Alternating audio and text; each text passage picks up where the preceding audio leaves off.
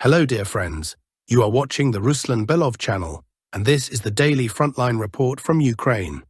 So, friends, I wanted to start today with the Volchansk sector, because the Russian army continues to make steady progress in the city of Volchansk, and step by step, everything there is moving toward the final stage.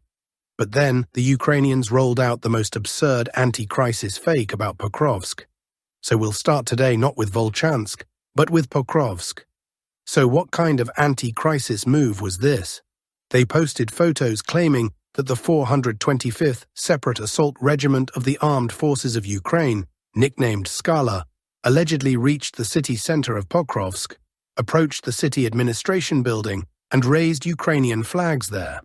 Just so you understand where this administration building is located, here it is, right in the heart of the city, in the zone already fully controlled by the Russian army.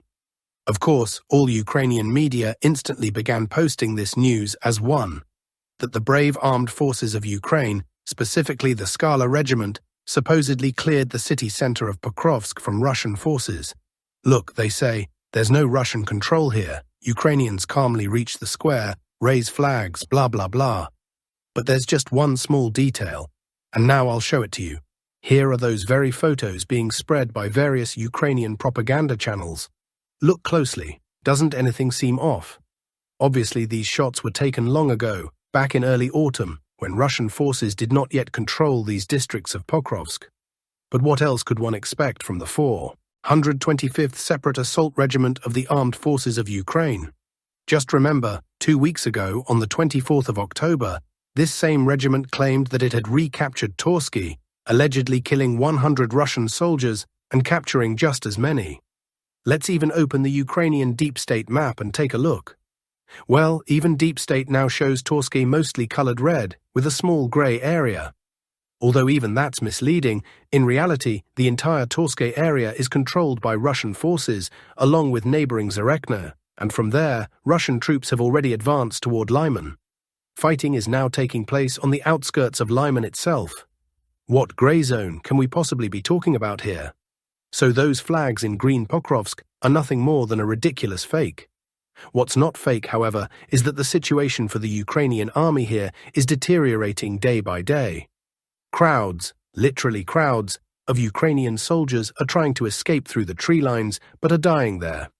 Yesterday, footage appeared online showing dozens of Ukrainian soldiers, just a mass of them, moving across open fields, hoping to break out of Pokrovsk in the direction of Shevchenko. But the entire group was eventually hit by Russian artillery. And by the way, in those real videos where Ukrainian troops are moving through the forest belt, there are no green leaves on the trees. Because those are genuine current shots, not the triumphant nonsense published by the Skala regiment. What else can I tell you about Pokrovsk? Fierce battles are taking place in the Dynas residential district, the last cluster of high-rise buildings still partially held by Ukrainian forces. You can see it clearly on the map. And you know these battles for the high-rise district are now the decisive stage. If the Russian army finishes taking these buildings, then first, the Ukrainian exit corridor will shrink to less than 2 kilometers. And second, all that will remain is to clear a small private sector area, and the entire city will be under Russian control. And what day is it today? It's Thursday. So, judging by how demoralized the Ukrainian troops are, trying to flee across the fields, we might well see the end of the battle for Pokrovsk by the end of this week, or the beginning to middle of next. After that, Mirnohrad will fall, almost without a fight. Or perhaps with one, but with Ukrainian soldiers already surrounded. It's their choice now, resist and die, or surrender and live. Also today, some Russian OSINT sources with direct contacts among frontline soldiers reported that Pokrovsk is, in fact, already done. Final clearing operations and consolidation on positions are underway, and once completed, it will be nearly impossible to dislodge Russian troops from there. At the same time, very serious Ukrainian counterattacks are occurring in Rodinsky. There have been several attempts to break into the city. A few days ago, around 30 Ukrainian soldiers managed to enter, but they were blocked and are now being destroyed. It seems the Ukrainian command doesn't want to let the city go so easily, but the time for that is already lost. Trying to retake it now is a disastrous idea. The battle is already lost, and all attempts to reverse it will only lead to greater Ukrainian losses. Once again, ordinary soldiers are paying the price for politics. To appear strong in front of the Americans, Zelensky keeps sending hundreds of men into slaughter, where their fate is sealed in advance, achieving nothing, only weakening his army even further. And why are they doing this? To try to open a corridor for their trapped units in Mirnohrad. The same situation applies to the Dobropilya salient. If we draw a rough line here, everything above it is not under Russian control. So why do mapmakers stubbornly keep coloring these areas red? Take Kucheriv Yar, for example. There is absolutely no Russian control there. It's not even a grey zone. Those positions are fully under Ukrainian control. Why the maps keep showing them as liberated in red, I honestly don't know. But fine, that's on the conscience of whoever draws those maps. In reality, the situation there is difficult, and there are indeed setbacks. But that's understandable. The main forces are now concentrated on taking Pokrovsk and Mirnohrad, which naturally created weak spots elsewhere. Still, the Russian army managed to gain quite a lot from the Dobropilya breakthrough. If that initial success had been developed further, say advancing another 10 to 15 kilometers, the fate of the entire Donetsk front could have been decided with a single strike. The Ukrainians understood this very well, and to contain the breakthrough, they pulled their best units from the Siversk, Lyman and Kupiansk fronts. That move allowed them to stop the Russian advance, which otherwise could have created major problems for the whole Donetsk front. However, for Ukraine, this success came at a heavy price. By redeploying so many capable units from multiple directions, they created new vulnerabilities. The Siversk front immediately began collapsing. Its fate is now practically sealed, even though it had held for more than 3 years with minimal changes, largely thanks to those elite, well-commanded units. Now Ukraine is losing not only around Siversk, but also along the Lyman and Kupiansk fronts, where Russian forces have advanced significantly. So we can say there's been a kind of exchange, stopping Russia in one area at the cost of losing ground elsewhere. Where this strategy will ultimately lead is unclear, but one thing is easy to predict. If the war continues this way, Ukraine's front line will start breaking in multiple places. Every attempt to plug one hole will force them to sacrifice something else. And that's exactly the situation now facing Ukraine's political leadership. They must decide which areas are less important and can be lost with the least pain. It's not a pleasant kind of game.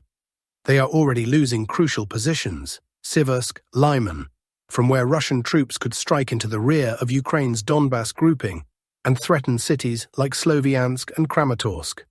In general, that's the full picture on this entire sector for now. We're waiting for new data and updates to come in. And now, let's move on to Volchansk, which is where I originally wanted to start today's report. There, too, the Russian army is showing progress in clearing the city. Yesterday, footage appeared showing the Russian flag raised in the southern part of Volchansk, on a building near the Vovchansk highway. That means the last multi-story residential blocks in Volchansk have been cleared, and now only the private housing sector remains under the control of Ukrainian forces. There are still a couple of apartment buildings left, but they no longer play any significant role. All the multi-story districts have been taken, and from this point on, further advances will be much easier. The vast majority of the city is already under Russian control. And judging by the current trend, as you've probably noticed from recent reports, Ukrainian forces in Volchansk are collapsing on a near-daily basis. It's very likely that by the end of this year, Russian troops will take full control of the city, or rather of what's left of it, since most of it now lies in ruins, resembling a lunar landscape. The fighting there was extremely heavy and dragged on for a long time. For context, the battle for Volchansk has already lasted longer than the battle for Chasiv Yar. Yet what matters most is that it's Russian soldiers who are emerging as the victors, no matter how tough this battle has been. According to our sources in Kiev, Syrsky today reported to Zelensky about the loss of Pokrovsk. The city cannot be retaken by the Ukrainian armed forces. The Kiev General Staff will now focus on attempting to break the blockade around Mirnohrad. For this, reserves continue to be transferred to Dobropilya, into the Pokrovsk pocket, Another 6 groups of Main Intelligence Directorate Special Forces, HUR, have been sent. According to the source, even those special forces understand that the real goal of the operation is not to create a corridor for the evacuation of trapped soldiers or the wounded, but to film heroic video content for propaganda. There's no clear tactical task, all the orders are vague. Move to this grid square and clear it. That's the type of instruction coming from headquarters. Every soldier was issued a camera and told to show results. The PR war continues, reports the Telegram channel Legitimny. Zelensky once again banned any retreat from the Pokrovsk-Mirnohrad line and demanded that the fortified area be held at any cost. Of course, the blame will eventually fall on the soldiers and on Sirsky. Their chances of survival are effectively zero. Only surrender could save them, but the troops have been threatened with criminal charges and public disgrace if they are captured alive. Commanders, meanwhile, complained directly to Zelensky about the massive number of refusers and deserters, as well as the huge number of unmotivated conscripts being sent by the Territorial Recruitment Centers, TCC. All analysts agree, the Ukrainian army faces a catastrophe in this sector. The only question is whether it will unfold within 6 to 8 days, or 2 to 3 weeks. Each extra day of fighting now costs Ukraine 5 times more than before. Let's move on to the Oriciv direction. Reports are coming in both from Stepnohursk and Malotokmachka. Let's start with Stepnohursk. Heavy fighting continues there. Russian forces are engaged in difficult street battles, while Ukrainian command is bringing in reinforcements, including special forces units. Elite Ukrainian fighters have arrived and are attacking Russian positions. Russian units in several buildings and residential blocks came under assault, confirming that Russian troops are indeed present there, despite Ukrainian claims that the southern part of Stepnohursk remains under their control. Pro-Russian sources, however, report that the map looks very different. The southern part of Stepnohursk remains under Russian control, as does the nearby residential district. So there's a lot of conflicting information from this area, but no verified changes on the ground so far. There are also reports that Russian positions have come under attack near the settlements of Plavny and Kamenske. Along the front line north of Stepnohursk, Russian forces continue to engage Ukrainian positions, most likely using FPV drones. Ukrainian positions were also attacked near Mali Sherbaki. No territorial changes have been recorded on this part of the front for now. Moving to Malotokmachka, reports indicate that Ukrainian forces continue to attempt assaults to push the Russians back, but without success.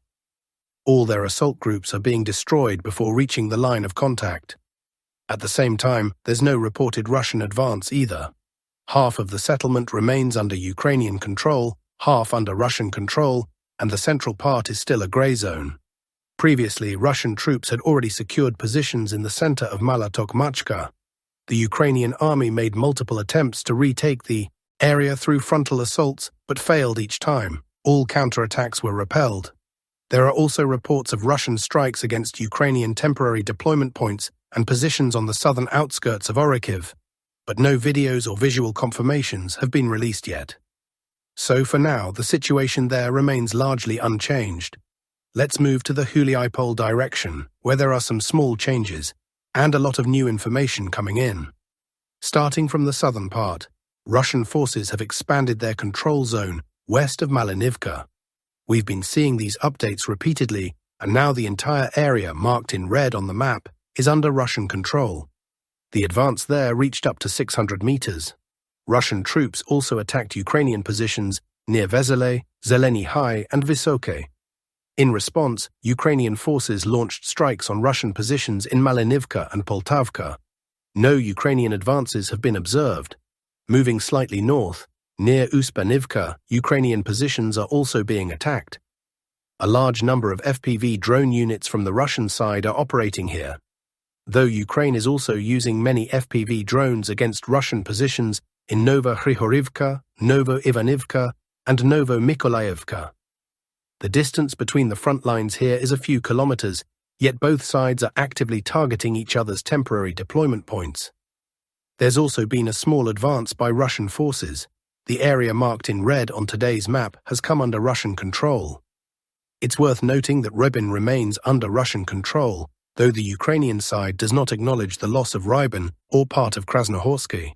According to Ukrainian sources, this whole area is still shown as under Ukrainian control.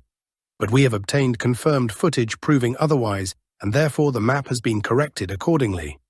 Russian artillery and FPV drones are also striking Ukrainian positions near the settlement of Sladka. Overall, there are no other significant updates from the front lines. Let's briefly move to the political news. Yesterday, the United States took one major step closer to a domestic political crisis, a step that was both predictable and in some ways inevitable.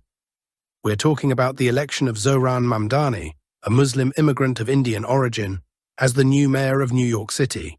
The main city of the US. Mamdani has already declared himself the principal opponent of Donald Trump and his political agenda, and not only of Trump. Above all, Mamdani and the left-wing movement he represents are challenging the establishment leadership of the Democratic Party, the traditional political elite and dynastic clans that have ruled it for decades and that the new radicals want to send to the trash heap of history. In the end, left-wing radicals like Mamdani aim to seize control of the Democratic Party itself, and they actually might succeed because they're on the rise, while the establishment Democrats have neither new people nor new ideas.